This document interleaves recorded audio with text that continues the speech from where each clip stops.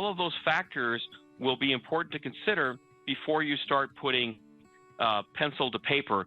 And as I'm saying that, my other recommendation would be don't put pencil to paper. You really, really, really should electronically file. The IRS is coming out with a direct file program. If you meet the criteria income-wise and such, there are a lot of free file offerings out there. You know, it might be surprising that Tom O'Savin, coming from the National Association of Tax Professionals, would say, but I'll say it, a lot of people should be able to do their own tax return.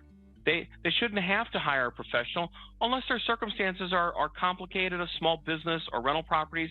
Yeah, I appreciate that, because that is a valid point, because even though they say file as soon as you can, but you're saying basically as soon as you can varies from person to person as long as you have those documents ready to go. So I appreciate you bringing up that point. Now, you were mentioning saying that, you know, everybody should be able to file their own taxes, but what are some common mistakes that you see that people do when they are filing their own taxes?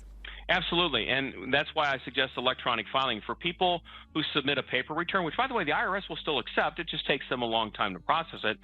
The number one error are math errors. This simple arithmetic. You don't have to have a degree in calculus in order to do a tax return. It is math, but it is easy. I refer to it as a finger stutter, to make a mistake when you're doing simple math. And on those paper returns, too, oftentimes people will forget to sign. Do those rejections eventually push you into the possibility of getting penalties, or is that something that the IRS kind of, you know, has a little leeway on? The IRS really does have leeway when it comes to, you know, simple issues like that.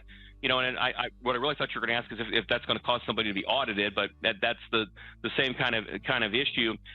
It really would depend on how close to the filing deadline you are. I mean, the IRS will consider that, yes, that return was filed timely, and all we're doing is we're cleaning up some errors, so we could avoid some penalty there. But you really bring up a good point, and that is really for something to think about.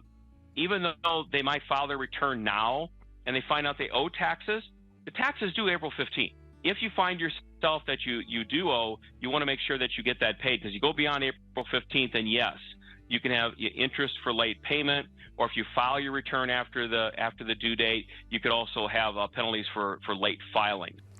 All right. Well, Tom, thank you so much. You were very insightful on all of the advice that you were giving us here today. Any final thoughts you want to share? Yes. If people are, you know, they've heard that the reason to file early is to avoid identity theft. If you're concerned about identity theft, and you don't have to be a victim of it, you can actually go to irs.gov, and you can go to get an IP PIN, and you can get an identity protection PIN, which the IRS will mail out to you in the mail. It's a 5-digit code that's going to be one more layer that the bad guys have to get over in order to steal your identity to file a fictitious return. Anyone can have one. I would strongly suggest that. All right, Tom, once again, thank you for all that insightful information, and we appreciate you joining us on the show today. My pleasure. Thank you.